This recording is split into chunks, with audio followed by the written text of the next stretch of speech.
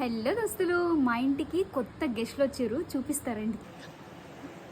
Sound చేయొద్దు.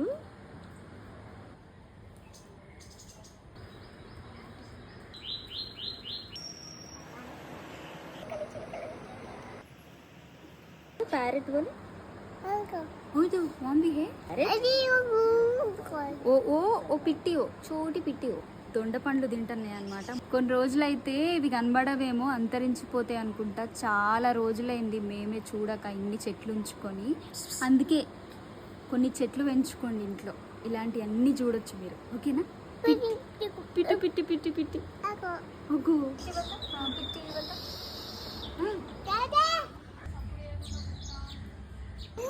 డాడా పిట్టి నేనే